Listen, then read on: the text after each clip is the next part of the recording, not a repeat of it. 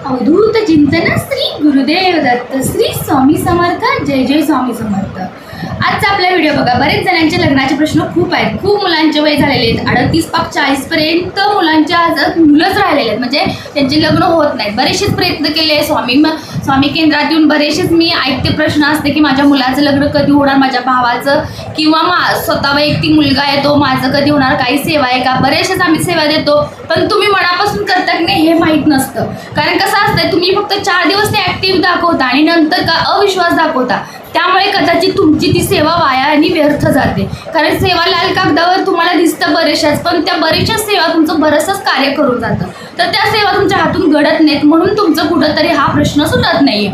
तर महत्त्वाचं काय आहे बघा, गुढीपाडव्यासाठी लग्नाचा तोडगा अतिशय उत्कृष्ट आणि अतिशय उच्च पदीचा आहे आणि हा तोडगा बऱ्याच जणांना उपयोगी आलेला आहे, म्हणून सांगते की खूप साधा सरळ आणि सोपा तोडगा आहे। तुमच्या गावात एका ना एका तरी देवीचं मंदिर असतं, शक्यतो महालक्ष्मीचं मंदिर असावं, महालक्ष्मीच नसेल तर कोणत्याही देवीचं चालेल, परंतु महालक्ष्मीचं असलेलं खूपच लायक म्हणजे का तर महालक्ष्मीला कवड्या खूप प्रिय असतात। पार्वती देवी, महालक्ष्मी देवी, सरस्वती देवी हा नेहमी आनंदमय असले की कवड्याचा खेळ खेळत होते आणि त्या कवड्याच्या खेळामध्ये जर त्यांना कोणीही काही मागितलं तरी ते प्रसन्नतेने वरदान देत होते। तसेच हा एक उपाय आहे आणि तसाच हा एक प्रकार आहे। तर आपण काय करायचं, गुढीपाडव्याच्या दिवशी कवड्याचं तोरण लाल कलरवरती असावा किंवा हिरवा कलर असावा, नीट लक्षात ठेवा, कवड्याचं तोरण घरी आणायचं, त्याच्यावर कमलात्मक माळ 16 वेळा, लक्ष्मी गायत्री मंत्र 16 वेळा, विष्णू गायत्री मंत्र 16 वेळा, विवाहासाठी मंत्र आहे नित्यसेवेतला तो 108 वेळा म्हणायचा आणि ती तोरण जाऊन मंदिरात बांधून यायचं।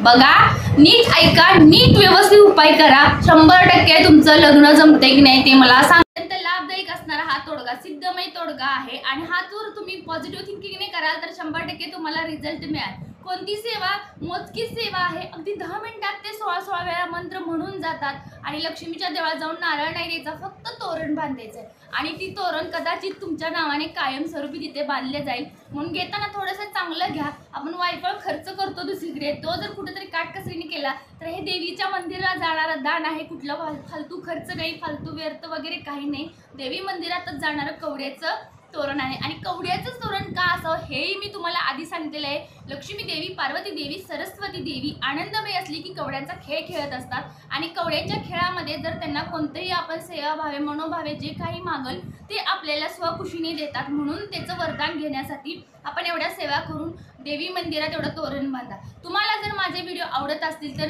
कृपया माझ्या व्हिडिओला लाईक करा, सबस्क्राईब करा, शेअर करा, कमेंट करा, बेल आयकॉनवर क्लिक करा विसरू नका, जेणेकरून नवीन येणारे व्हिडिओचं नोटिफिकेशन सर्वात प्रथम तुम्हापर्यंत मिळून जाईल। आणि अशा संदर्भातील बरेचसेच प्रश्न असतील तुमचे तर निश्चितच कमेंटद्वारे विचारत जा।